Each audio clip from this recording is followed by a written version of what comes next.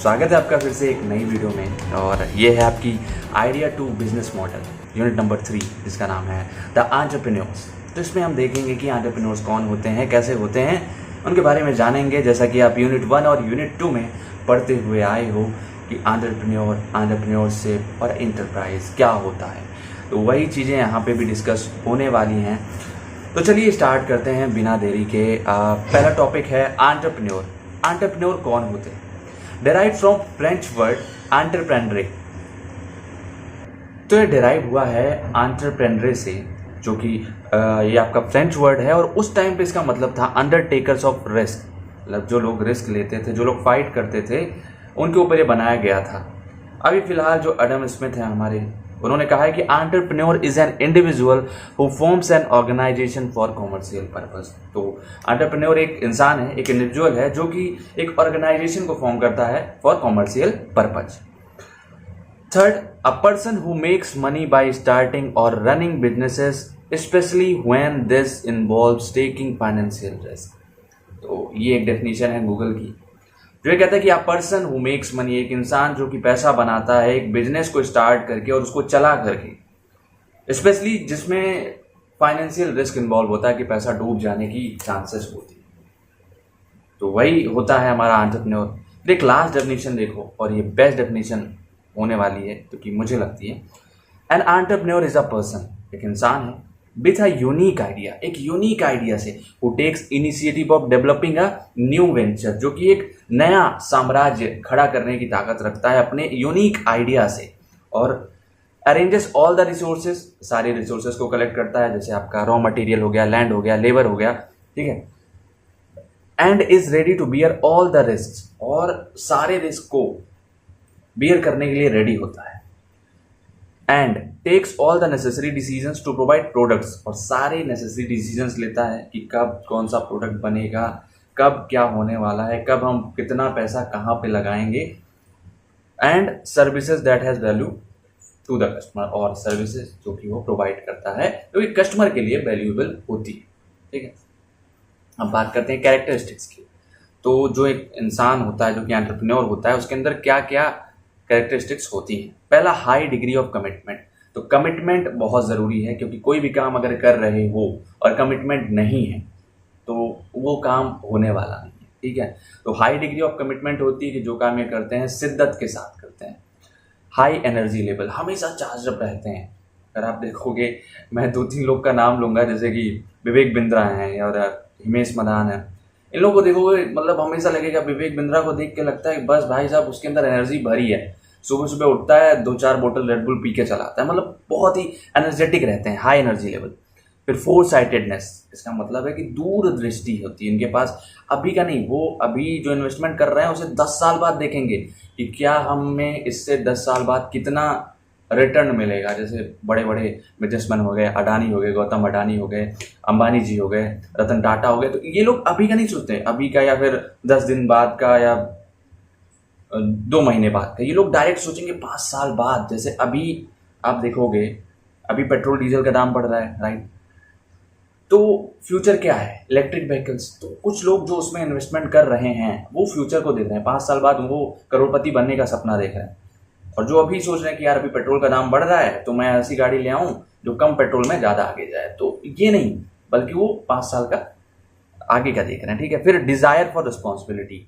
तो रिस्पॉन्सिबल होना पड़ेगा, अगर आप कोई गलती करते हो तो उसका आपको रिस्पॉन्सिबल उसके लिए होना पड़ेगा। आप रिस्पॉन्सिबिलिटी लो कि हाँ मुझसे गलती हुई है, मुझे ये चेंज करना है और सीखो। Risk taking ability. तो risk taking ability is the most important characteristics of an entrepreneur. तो ये बहुत ही बड़ा पॉइंट है एक एंटरप्रेन्योर के लिए। तो लीडरशिप एंड मैनेजरियल स्किल्स। तो लीडरशिप जरूरी है, वरना लोग सुनते ही नहीं है, और मैनेज करने की स्किल्स भी आपके पास होनी चाहिए। Value for achievement over money. तो अचीव करना है उन्हें, है ना, माइलस्टोन्स जो होते हैं उनको अचीव करना ज़्यादा ज़रूरी है देन मनी। तो ये भी इंपॉर्टेंट पॉइंट होने वाला है आपका। और ओपन माइंडेडनेस एंड ऑप्टिमिज्म। तो ओपन माइंड के होते हैं, जो मन में रहता है, जो दिमाग में रहता है, वो दूसरे डायरेक्ट मुंह पे बोल देंगे, उनको ज़्यादा सोचना नहीं, ओवर थिंकिंग करने की जरूरत नहीं। ऑल्सो ऑप्टिमिज्म होते हैं, ऑप्टिमिज्म मतलब हमेशा पॉजिटिव सोचते हैं, लॉस के बारे में सोचते हैं, सर्कमस्टेंसेस सोचते हैं, मगर ये नहीं कि यार मेरा लॉस हो गया तो किसी को मैं पकड़ के नीचे कर दूं, ठीक है, मैं उसकी फैक्ट्री में जाके आग लगाऊं, ये चीज़ें नहीं, नेगेटिविटीज़ नहीं होती हैं। चलिए अब बात करते हैं टाइप्स ऑफ एंटरप्रेन्योर की। तो बेसिकली 4 टाइप के एंटरप्रेन्योर होते हैं according to seed and hop. आपको और भी मिलेंगे जो कि आई थिंक इंडस्ट्री लेवल पे भी होते हैं, स्मॉल, बिग और मीडियम, ये सारे ऐसे टाइप के होते हैं। बट हम बेसिकली बात करेंगे according to seed and hop, 4 type seed and hop, जिन्हें 4 टाइप के एंटरप्रेन्योर्स के बारे में बताया है। जो पहला है इनोवेटिव, इमिटेटिव, फेबियन और ड्रोन, ये 4 टाइप के हैं। तो जो पहला है innovative, one who invent new ideas, new product, new production methods और प्रोसेस। तो ये एंटरप्रेन्योर्स जो होते हैं, इनोवेटिव एंटरप्रेन्योर्स, ये नई आइडिया लाते हैं, नया प्रोडक्ट लाते हैं और नया प्रोडक्शन मेथड की इस चीज़ को, अगर ये ऐसे हम लोग इसको प्रोड्यूस कर रहे हैं तो ज़्यादा टाइम लग रहा है, क्यों ना मशीन के कॉम्बिनेशन को चेंज करके ऐसे करें, तो नया प्रोडक्शन सिस्टम भी ले आते हैं। Always ready to take risk, हमेशा रेडी होते हैं। देखो अब भैया नया सिस्टम लगाओगे तुम्हारा टाइम तो बर्बाद होगा, पैसा भी बर्बाद हो सकता है, काफ़ी चीज़ें, मगर ये रिस्क लेने के लिए तैयार है कि हुआ तो हुआ, नहीं हुआ तो कुछ सीखने को मिलेगा, ठीक है। Ratan Tata launch of Nano car, तो रतन टाटा जी का एग्जांपल लेते हैं इसमें। उन्होंने 1 लाख की नैनो कार दी थी, फ्लॉप हो गई, ठीक है, मोटर वगैरह नहीं चला, बट रिस्क लिया उन्होंने। उसके बाद भी कितना हेल्पफुल था यार, एक फैमिली देखते थे हम लोग कि बाइक पे 5-6 लोग लद के जा रहे हैं कहीं घूमने। अब वो बाइक तुम्हारी कितने की पड़ती है, 60-70 हज़ार की, 30 हज़ार और लगा के तुम नैनो खरीद लो, बढ़िया एसी चला लो, उसमें अपना गाना बजाते हुए चले जाओ। मगर कहते हैं ना कुछ चीज़ें नहीं चल पाती क्योंकि उसका आई थिंक इंजन खराब हो गया था। तो वही है कि रतन टाटा जी ने रिस्क लिया और कुछ लोगों को पसंद भी आया, बट ऑल दो वो फेल हो गया। चलिए अब बात करते हैं इमिटेटिव जो होते हैं हमारे, वो सेकंड टाइप के होते हैं। इमिटेटिंग मतलब नकलची, जैसे बंदर होता है वैसे नकलची ये लोग। अब इसका मतलब नकलची भी एक अच्छा एंटरप्रेन्योर है, ऐसा बुरी चीज़ नहीं।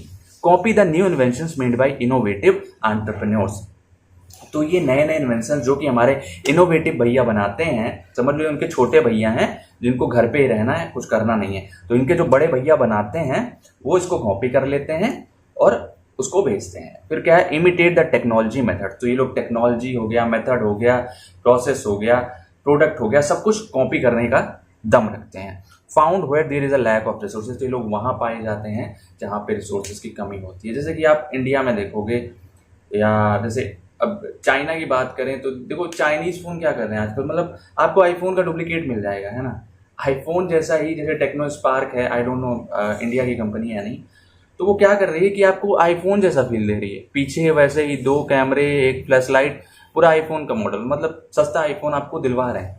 तो कहीं ना कहीं ये उसी में आते हैं। Under developed regions to boom their industry, तो ये लोग अंडर डेवलप्ड रीजन से आते हैं जहाँ पे इनको फैसिलिटीज़ नहीं मिलती हैं, टेक्नोलॉजी का कह सकते हो अभाव रहता है वहाँ पे, इसलिए ये लोग कॉपी करते हैं इनोवेटिव एंटरप्रेन्योर्स को। फिर अगला है फेबियन, ये एक्चुअल में वो लोग होते हैं जैसे कहते नहीं है कि यार अभी बीटेक कर रहे हैं, हुआ ठीक है, प्लेसमेंट हुआ नहीं हुआ, आपका बिजनेस है हमारे, तो ये बाप के बिजनेस वाले हैं, ठीक है। ये लोग कुछ नहीं करते हैं, बस इनको जो पिताजी का बिजनेस रहता है, जैसे अंबानी है, अभी अंबानी जी के बाद उनके दोनों बेटे हैं जो कि बिजनेस को संभालेंगे, है ना। तो ऑल्दो अब वो लोग सीखें तो ठीक है, नहीं सीख रहे हैं तो भी उनके लिए वो चीज़ रखी हुई है ना। तो वही फेबियन में आते हैं। फेबियन में क्या है, do not initiate any inventions but follow only after they are satisfied with its success rate. तो अगर कोई भी आइटम आता है पहले मार्केट में तो देखते हैं कि क्या ऐसे लोग खरीद रहे हैं, क्या इसकी सक्सेस रेट है, अच्छा ठीक है, मतलब सक्सेसफुल है। जैसे पेन है तो ये जब लॉन्च हुई तो ये पहले उसको लॉन्च नहीं करेंगे, देखेंगे यार डिज़ाइन तो अच्छा है, लोगों को डिज़ाइन पसंद आ रहा है, चलेगी तो कैसे पता चलेगा। तो देख रहे हैं कि चल भी बढ़िया रही है, लोगों को पसंद आ रही है, एक आदमी आ रहा 10-10 खरीद के ले जा रहा है, तो कहेंगे ठीक है चलो अब हम भी ये ले आएंगे और हम भी बेचेंगे। जब ये सक्सेस रेट से सेटिस्फाई हो गए तब उस चीज़ को ले आए और बेचना चालू किए। फॉलो देयर एंसेस्टर्स, तो अगर इनको फ्यूचर में कोई भी प्रॉब्लम आती है, जैसे मान लो इनके यहाँ क्राइसिस आ गई कि भैया कुछ भी बिक नहीं रहा है ना, और इनके सामान खराब होने लगे, तो उस टाइम पे ये क्या करते हैं, अपने पूर्वजों की किताब उठाते हैं कि उस टाइम पे मेरे दादा के परदादा ने क्या किया था, अच्छा उन्होंने ये किया था, मैं भी यही करता हूँ, और फिर वही करते हैं। ज़्यादातर टाइम वो सक्सेसफुल होते हैं, उनको प्रॉब्लम का सॉल्यूशन मिल भी जाता है, ठीक है। ये हो गया आपके पेवियन टाइप के। अब है ड्रोन एंटरप्रेन्योर्स। ड्रोन एंटरप्रेन्योर्स में क्या होता है, रिलेक्टेंट टू चेंज, भाई धरती इधर से उधर हो जाए मगर ये ना बदलने वाले नहीं। जैसे सब्जी मार्केट में जाओगे तो पूछोगे टमाटर कितने रुपए किलो, हो कहेगा 60 रुपये, तो 55 में लगा लो 2 किलो लेंगे, ना ना, अरे लगा लो, अच्छा 3 किलो लेंगे, ना ना ना, अरे पूरा लेंगे, लगा लो 55 में, नहीं नहीं भैया 60 तो 60, तो ठीक है, समझ लो वही होते हैं इस हमारे ड्रोन एंटरप्रेन्योर्स में। ये लोग रिलेक्टेंट टू चेंज होते हैं। अगर इकोनॉमी ग्रोथ में है तो भी इनको कोई फर्क नहीं पड़ता, अगर डाउन में है तो भी ये अपना दाम वही रखेंगे, ठीक है। मतलब प्रॉफिट की जगह पे प्रॉफिट भी नहीं बनाते, मतलब रिलेक्टेंट टू चेंज, कोई भी चेंज करने के लिए रेडी नहीं होते। Are very conservative and do not want to make any changes in organisation, तो बहुत ही कंजर्वेटिव होते हैं, जो चीज़ जैसे चल रही है चलने देते हैं, उसमें कोई छेड़छाड़ नहीं करते। Happy with their present mode of business and do not want to change even if they are suffering the losses, अगर इनको लॉस भी हो रहा है तो भी ये चेंज नहीं करते उस पैटर्न को। तो ये कुछ आपके ड्रोन एंटरप्रेन्योर्स होते हैं। तो अगला टॉपिक है competencies required to become an entrepreneur, मतलब क्या क्राइटेरिया है एंटरप्रेन्योर बनने के लिए। पहला है कम्युनिकेशन, ये मैं इसकी आपको नोट्स दे दूंगा, मैं यहाँ पे समझा दे रहा हूँ, आप लिख लेना वहाँ अच्छे से। कम्युनिकेशन, तो भाई साहब कम्युनिकेशन क्या है, आपने नेटवर्क मार्केटिंग वालों को देखा है कैसे आधे घंटे बैठेंगे, आपको बताएंगे अगर आपने 1 रुपये अभी इन्वेस्ट किया और 25 साल तक 1 रुपये इन्वेस्ट किया तो 30 साल में आप करोड़पति बन जाओगे। मतलब आपको बताएंगे कि हम ये भी सिखाते हैं कि अगर दूसरे वाले आप अगर उनको जोड़ोगे, अगर वो किसी और को जोड़ेंगे तो उनका 25% आपको मिलेगा, अब वो किसी और को जोड़ेगा तो उसका 12.5% आपको मिलेगा, अगर आप किसी को जोड़ोगे 50% उसका जो आपको मिलेगा। मतलब समझ रहे हैं आप, मतलब बहुत ही मस्त चीज़ है नेटवर्क मार्केटिंग। सर प्लीज़ आप आ जाइए, नहीं जा रहा, ठीक है। फिर सेकेंड है क्रिएटिविटी। क्रिएटिविटी होता है कि एक अगर इंसान हो आप और क्रिएटिव नहीं हो तो चाहे नॉर्मल लाइफ हो चाहे एंटरप्रेन्योरशिप लाइफ हो, आपकी लाइफ बोरिंग हो जाएगी। तो क्रिएटिव होना बहुत ज़रूरी है, आपको नए नए प्रोडक्ट नए नए टाइम पे लॉन्च करते रहना है, इनोवेट करते रहना है। फिर थर्ड है प्रॉब्लम सॉल्विंग। अगर कोई भी प्रॉब्लम आ जाती है तो दम दबा के भागना नहीं है, उसको देखना है, समझना है, और इसका एक प्रोसेस होता है प्रॉब्लम सॉल्विंग का। उस चीज़ को आपको समझना है, जानना है, और उसके बाद उसको अप्लाई करते हुए उस प्रॉब्लम को जड़ से ख़त्म करना है, ठीक है। फोर्थ पॉइंट है सेल्फ कॉन्फिडेंस। तो ये बहुत ही इंपॉर्टेंट है एक इंडिविजुअल में कि आप अपना सेल्फ कॉन्फिडेंस कभी मत लूज करो जो आप कर रहे हो। अगर सही कर रहे हो तो डेफिनेटली आपका सेल्फ कॉन्फिडेंस लूज नहीं होगा, अगर कहीं गलत कर रहे हो तो थोड़ा बहुत आप डगमगाओगे, मगर आपको ध्यान रखना है कि आप हमेशा सही करो और अपने सेल्फ कॉन्फिडेंस को बूस्टअप रखो, ठीक है। फोर्थ है इनोवेटिव। इनोवेटिव का मतलब है आपको इनोवेशंस करते रहना है ना।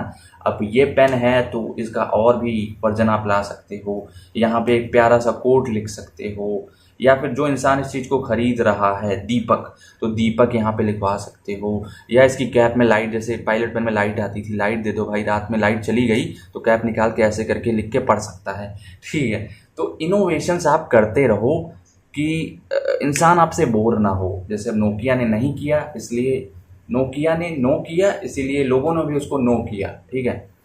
अब इनोवेटिव हो गया इफिशियंसी। तो इफिशियंसी का मतलब होता है कि आपकी परफॉर्मेंस कैसी है, आप कैसे चीज़ों को डील कर रहे हो और कैसे सॉल्यूशंस निकाल रहे हो, कितना प्रोडक्शन आप कितने टाइम में कर रहे हो, कितना आप बेच पा रहे हो, ये आपके इफिशियंसी में पॉइंट्स आ जाते हैं। अगला है स्ट्रैटेजी।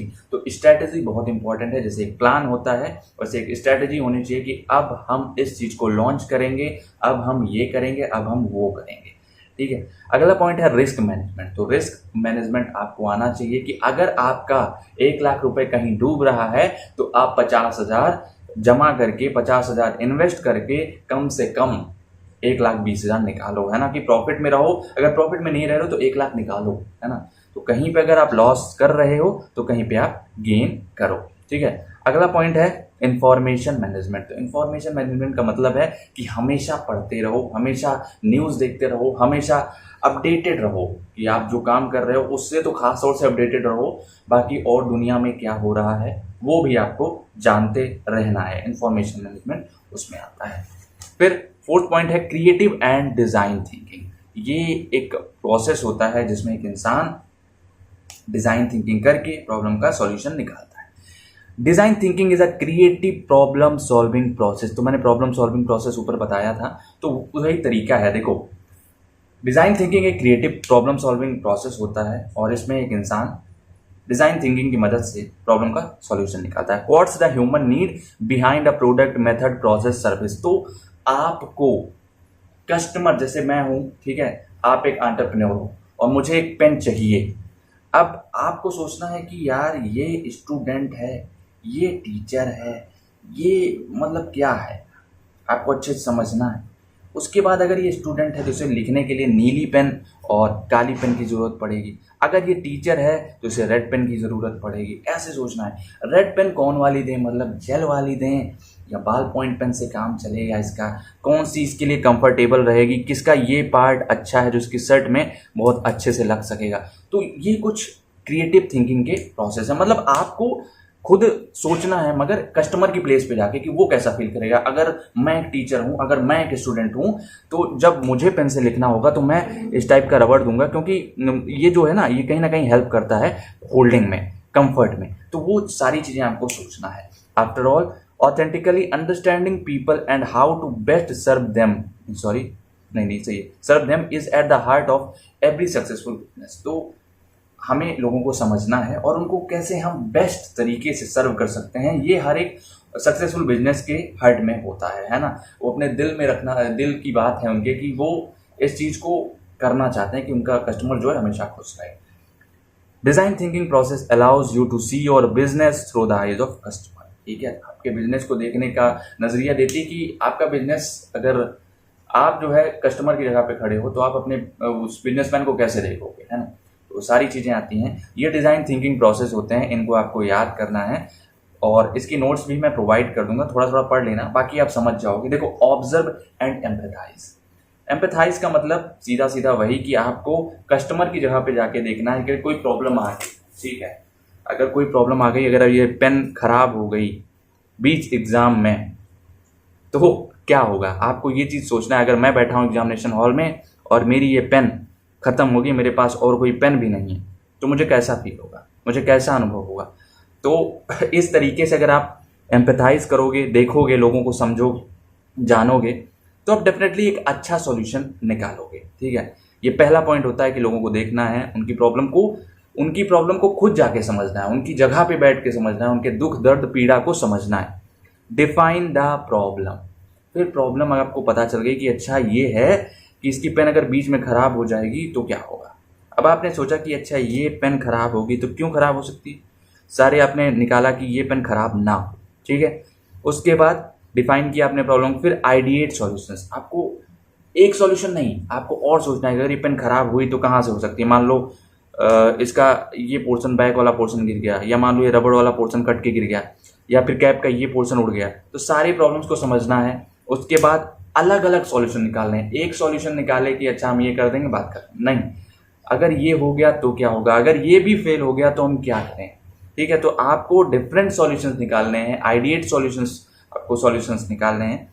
फिर आपको प्रोटोटाइप बनाना है, फिर आपको एक प्रोटोटाइप बनाना है कि ये पेन इस टाइप की रहेगी और इस टाइप की रहेगी, ये पेन्स ऐसे आएंगी। ठीक है, और कस्टमर को हम देखेंगे। फिर प्रोटोटाइप बनाने के बाद ये मत सोचना कि लॉन्च कर दो लॉन्ग स्केल पे, नहीं, आपको एक लिमिटेड स्केल बनाना है। आप पहले 100 प्रोडक्ट बनाओ, इसके 100 प्रोडक्ट इसके बनाओ। कस्टमर अगर इसे लाइक कर रहा है तो ठीक है, अगर इसे लाइक कर रहा है तो हम इसको ही ज़्यादा स्केल करेंगे, आगे चल के इसके ज़्यादा प्रोडक्शन करने वाले हैं। तो टेस्ट के बाद ही आपका लास्ट स्टेप होता है, इसमें तो नहीं है, वैसे लिखना भी मत, 5 ही होते हैं, बट 6वां होता है कि आपको प्रोडक्शन को इंक्रीज करना है। ठीक है, अगला पॉइंट है एंटरप्रेन्योरियल डिसीजन प्रोसेस। तो एंटरप्रेन्योरियल डिसीजन प्रोसेस क्या होता है। जैसे अगर आप एक एंटरप्रेन्योर हो तो आप कैसे किसी चीज़ को डिसाइड करोगे, वही चीज़ है, वो उस पर प्रोसीजर है। मैं इसकी नोट्स आपको अच्छे से प्रोवाइड कर दूंगा, उसमें एक्सप्लेनेशन रहेगा। यहाँ पे मैं आपको समझा दे रहा हूँ। ठीक है, आइडेंटिफिकेशन ऑफ प्रॉब्लम और अपॉर्चुनिटी। तो आपको अपॉर्चुनिटी हो या प्रॉब्लम हो, पहले उसको आइडेंटिफाई करना है कि ये प्रॉब्लम पर्टिकुलर यहाँ पे परसिस्ट कर रही है या फिर ये अपॉर्चुनिटी है। अगर मैंने इस फील्ड में काम किया तो कल के मुझे प्रॉफिट झोरे में भर भर के मिलने वाला है। फिर सेकंड है जनरेट अल्टरनेटिव सॉल्यूशन। तो एक सॉल्यूशंस नहीं, अल्टरनेटिव सॉल्यूशन की एक सॉल्यूशन ये है, एक सॉल्यूशन ये है, एक सॉल्यूशन ये है। जिसको जो सॉल्यूशन पसंद है वो उस चीज को कर ले। ठीक है, फिर एनालाइज द अल्टरनेटिव सॉल्यूशन, आपको फिर जैसे आपने इसको भी एनालाइज किया, इसको भी एनालाइज किया, इसको भी एनालाइज किया, आपको एनालाइज कर लेना है कि हाँ भाई ये भी हो सकता है, ये भी चल सकता है, ये वाला नहीं चलेगा उतना, तो आपने एनालाइज किया अल्टरनेटिव सॉल्यूशन को। फिर selection of the best alternative, आपको बेस्ट भाई ये तो बढ़िया है मगर इनमें से ये वाला सबसे बढ़िया सॉल्यूशन है, फिर आपने उसको उठाया। फिर इम्प्लीमेंटेशन ऑफ द अल्टरनेटिव, आपको इम्प्लीमेंट करना है, लोगों को बताना है कि भाई साहब ये हमने इस प्रॉब्लम का ये सॉल्यूशन निकाला है और अब आप लोग की बारी है, इसको टेस्ट करिए। टेस्ट करने के बाद आपका आ जाएगा रिव्यू द परफॉर्मेंस, फिर आप रिव्यू करिए कि भाई कितने लोगों ने इस पर्टिकुलर चीज़ को, इस पर्टिकुलर प्रॉब्लम के सॉल्यूशन को लाइक किया, डिसलाइक किया, ठीक है, इन चीज़ों को आपको समझना है। तो ये 6 स्टेप्स होते हैं, मैं इनकी नोट्स प्रोवाइड कर दूंगा जिसमें से आप पढ़ लेना तो थोड़ा सा और क्लियर हो जाएगा। बाकी आपको ये 6 याद रखना है, उसके बाद आप बना सकते हो। और आइडेंटिफिकेशन ऑफ प्रॉब्लम और अपॉर्चुनिटी आराम से आप लिख सकते हो, 2 पन्ना इसमें, ठीक है। अब बात करते हैं entrepreneurial development programmes and its process. तो ये क्या होते हैं एंटरप्रेन्योरियल डेवलपमेंट प्रोग्राम? कि एंटरप्रेन्योर को सशक्त बनाने के लिए, एम्पावर करने के लिए हम इन चीज़ों को लाते हैं, ये प्रोग्राम्स होते हैं। EDP is a program which helps in developing entrepreneurial abilities among individuals needed to establish an enterprise। तो EDP एक प्रोग्राम है जो कि entrepreneurial abilities के साथ लोगों को हेल्प करती है ताकि वो अपना एक enterprise ओपन कर सकें, अपनी एक इंडस्ट्री ओपन कर सकें। ऑब्जेक्टिव्स क्या होते हैं? To make people having good understanding with law, लोगों को लॉ समझाते हैं कि भाई आप अगर कोई प्रोडक्ट बना रहे हो तो उसको आप पेटेंट करवाओ, उसको सर्टिफिकेशन लो, काफ़ी चीज़ें होती हैं। तो अगला पॉइंट है strengthen entrepreneurial quality need for achievement. तो एंटरप्रेन्योरियल क्वालिटीज़ को इंक्रीज करती है एंटरप्रेन्योर्स के बीच में, और ताकि वो कुछ बड़ा अचीव कर सकें, है ना। जो अचीवमेंट वो जो चाहते हैं उसके लिए जो क्वालिटीज होनी चाहिए उनके अंदर, वो भी ये स्ट्रेंथन करती है। Develops small and medium scale enterprise. तो ये स्मॉल और मीडियम स्केल इंटरप्राइजेस को डेवलप करती है, उनको आगे बढ़ाती है, उनको एक अपॉर्चुनिटी देती है, उन पर इन्वेस्टमेंट करती है ताकि वो बड़ा बन सकें, छोटे स्टार्टअप बड़ा बन सकें। डेवलप्स स्मॉल, ये हो गया। Industrialise rural and backward sections of society. तो जो गाँव के लोग हैं और जो बैकवर्ड सेक्शन है सोसाइटी की, वहाँ पे इंडस्ट्रीज खड़ी करके, वहाँ पे उनको जॉब्स प्रोवाइड करके, उनको नॉलेज प्रोवाइड करते हैं कि आप ये चीज़ ऐसे कर सकते हो, है ना। Merits and demerits of being entrepreneur. तो मेरिट्स भी बताते हैं कि अगर आप एंटरप्रेन्योर बनोगे तो क्या फ़ायदे हैं, और नहीं बनोगे तो क्या नुकसान, ठीक है। बनोगे भी तो क्या नुकसान है वो भी बताते हैं कि भाई आपका पैसा 1 महीने में 10 करोड़ हो सकता है, तो 1 महीने में आप जेल भी जा सकते हो, ठीक है। तो ये सारी चीज़ें वो बताते हैं। अब अगर हम बात करें EDP की कि कौन कौन से लॉन्च हुए हैं, तो आपने इसका नाम सुन रखा होगा, प्रधानमंत्री कौशल विकास योजना, तो आपने इसको सुन रखा होगा। दूसरा है एम, अटल इनोवेशन मिशन। थर्ड है नेशनल स्किल डेवलपमेंट मिशन, ठीक है। तो इन तीनों को याद रखना, लिखोगे नंबर अच्छे मिलेंगे, ठीक है। थोड़ा कैपिटल में लिखना है इनको। Different phases of EDPs। तो अब ये लास्ट होने वाला है थी। तो डिफरेंट फेजेस, आपको EDP के फेजेस बताने जा रहे हैं कि EDP के फेजेस कौन कौन से होते हैं। थोड़ा सा रुकिए। ओके, तो डिफरेंट फेजेस ऑफ EDPs की बात करें तो pre training phase. Pre training का मतलब ट्रेनिंग के पहले का फेज, जब इंट्रोडक्टरी फेज होता है, ये EDPs लॉन्च किए जाते हैं। गवर्नमेंट बताती है कि ये स्कीम आने वाली है, इसके अंदर आपको ये मिलेगा। जैसे अभी आई थिंक अभी पास में एक श्रम कार्ड वाला स्कीम चल रहा था, ठीक है। तो जितने लोग श्रम कार्ड बनवाए हैं ना, सोच लेना बेटा तुम कौन हो, ठीक है। तो ये इंट्रोडक्टरी फेज है जहाँ पे स्कीम्स लॉन्च की जाती हैं पर्टिकुलर एक इंसान को मजबूत बनाने के लिए। फिर सिलेक्शन ऑफ प्लेस, लोग पहले यहाँ पे सिलेक्ट किया जाता है प्लेस की कहाँ पे हम अपना मीटिंग रखेंगे। सिलेक्शन ऑफ कोऑर्डिनेटर और लीडर, कौन पर्टिकुलर वहाँ पे टीम लीडर बन के जाएगा, कौन कोऑर्डिनेटर बन के जाएगा जो लोगों को गाइड करेगा। फिर आता है ट्रेनिंग फेज। ट्रेनिंग फेज में क्या होता है? Imparts training to future entrepreneurs और गाइड्स देम। तो लोग आते हैं यहाँ पे, अब इन्होंने अपना टेंट सेंट लगा लिया, कुर्सियाँ उर्सियाँ बिछा दी और माइक लेके खड़े हो गए कि भाई और बहनों, आज हम आपको बताएंगे कि कैसे आप एक साम्राज्य खड़ा कर सकते हो, एक बिजनेसमैन बन सकते हो।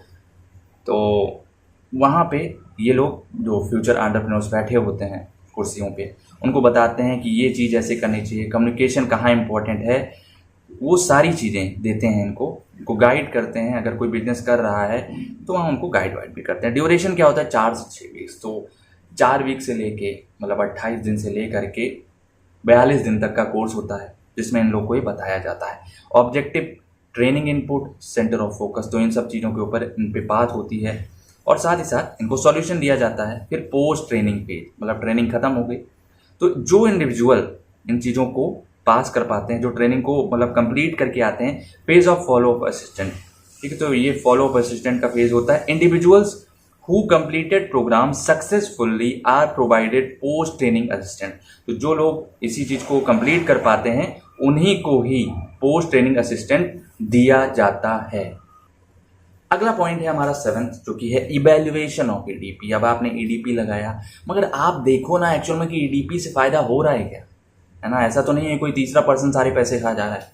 तो इवैल्यूएशन ऑफ ईडीपी क्या होता है कि evaluation of EDP assesses the efficiency, degree of success and contribution of EDPs in India. Not only in India, जहां जहां पे ईडीपी लॉन्च होते हैं उस कंट्री के सबसे पहला क्या है, एफिशिएंसी। देखते हैं कि भाई कितने लोग हमारे इस बातों को सुने हैं, कितने लोग आए हैं। सबसे पहले चीज जब हमने कहा कि इस स्कीम को हम लॉन्च करने वाले हैं तो कितनी कुर्सियां भरी हुई हैं। ये तो नहीं कि भाई 4, 5, 10 लोग बैठे हैं बाकी सारी कुर्सियां खाली हैं। तो पहला वहां पे एफिशिएंसी देखते हैं, फिर डिग्री ऑफ सक्सेस।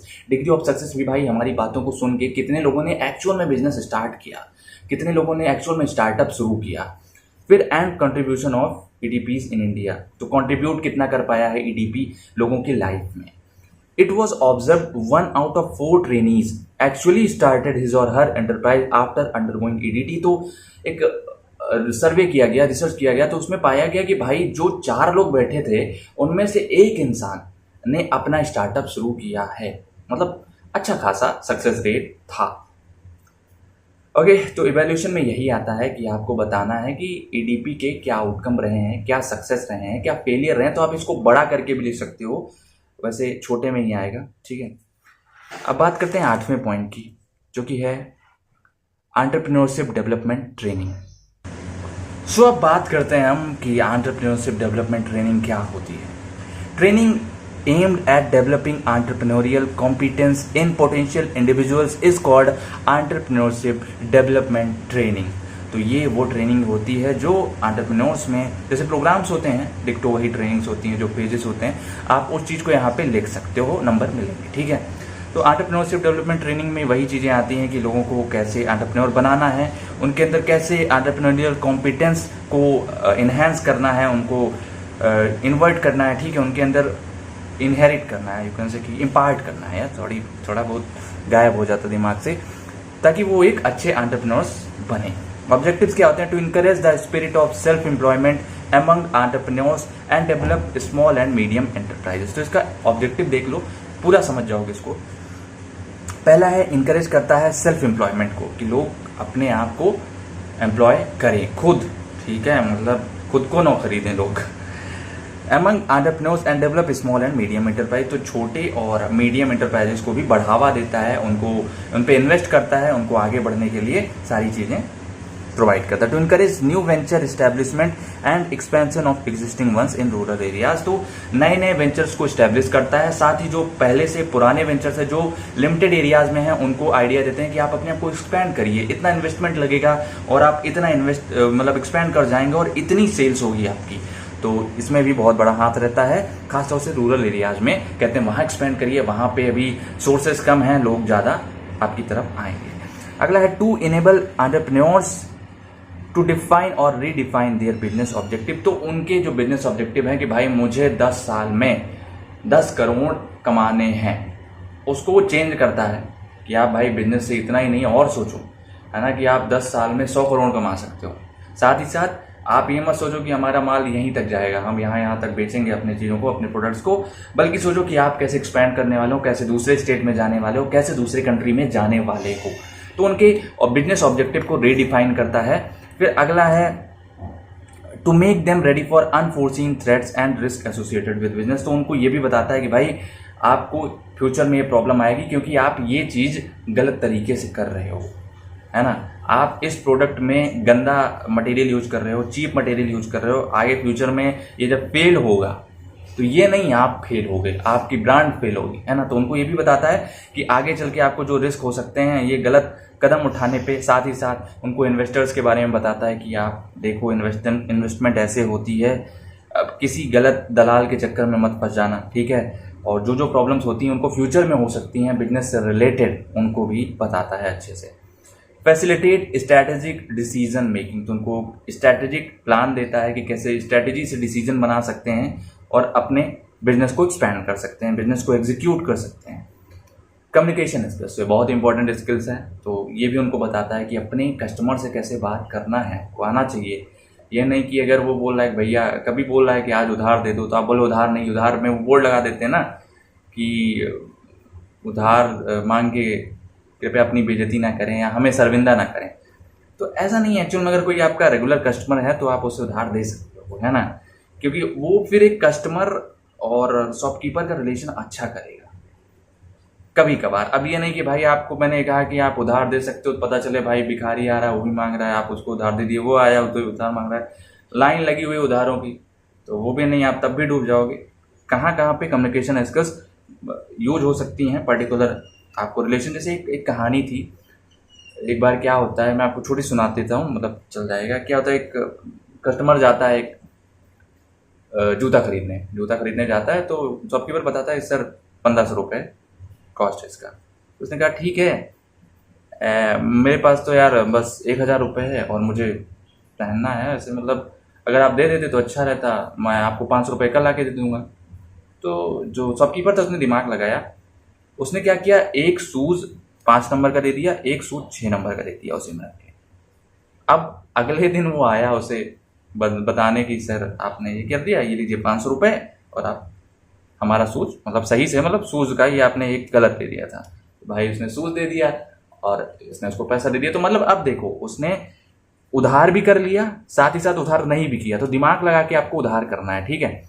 समझ गए होगे आई होप सो वाली कहानी, थोड़ा सा मैं कम समझा पाया हूँ। चलिए, टीम बिल्डिंग और कोऑर्डिनेशन स्किल्स, तो टीम कैसे बिल्ड करनी है, और कोऑर्डिनेशन स्किल्स में आ जाता है कि भाई अगर ये डिसीजन लिया गया है तो क्या सोच के लिया गया है और आपको उससे सहमत होना है या नहीं सहमत होना है, ये सारी चीज़ें आपको उसी टाइम डिसाइड करनी है। कोऑर्डिनेशन स्किल्स होता है कि आपके पर्टिकुलर डिपार्टमेंट से पर्टिकुलर डिपार्टमेंट का कैसा कोऑर्डिनेशन है, कि अगर यहाँ से सामान जल्दी रेडी होके वहाँ जा रहा है तो क्या वो पैकेजिंग भी उसी स्पीड से हो रही है, या फिर लोग वहाँ पहुँचा दिए और पैकेजिंग 4 दिन बाद हो रही है ना। तो उन सब चीज़ों को भी आपको ध्यान में रखना है, ये आपके कोऑर्डिनेशन स्किल्स में आ जाता है। इसकी भी नोट्स मैं प्रोवाइड कर दूंगा, बट आई होप सो ये आपको क्लियर हो गया होगा, ठीक है।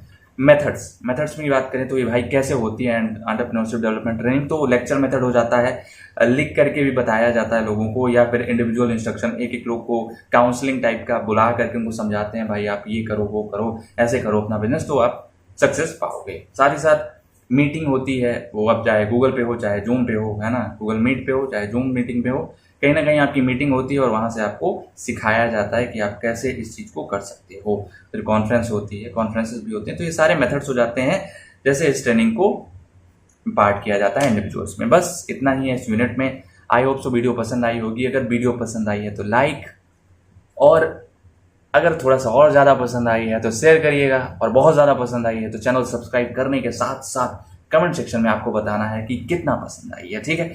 चलिए, बस आपसे मिलते हैं हम यूनिट 4 में जल्द ही। तब तक के लिए बस प्यार बनाए रखिए और इंस्टाग्राम ज्वाइन कर लीजिए, इंस्टाग्राम पे बात होती रहेगी बाद में भी, और टेलीग्राम ज़रूर ज्वाइन करिएगा, वहाँ पे इसकी नोट्स मिल जाएगी और भी सारी नोट्स आपको मिल जाएंगी, ठीक है। तो अगर आपको इन जो टेलीग्राम ज्वाइन करने में दिक्कत हो रही थी तो मैं आज इंस्टाग्राम पे एक QR कोड सेंड किया हूँ, आप वहाँ से ज्वाइन कर लीजिए। चलिए, जल्द ही मिलते हैं आपसे यूनिट 4 की वीडियो में। तब तक के लिए खुश रहिए, हंसते रहिए, पढ़ते रहिए और मुस्कुराते रहिए। आप अच्छा करके आओगे, डेफिनेटली आपके एग्जाम में इस बार फोड़ के आओगे।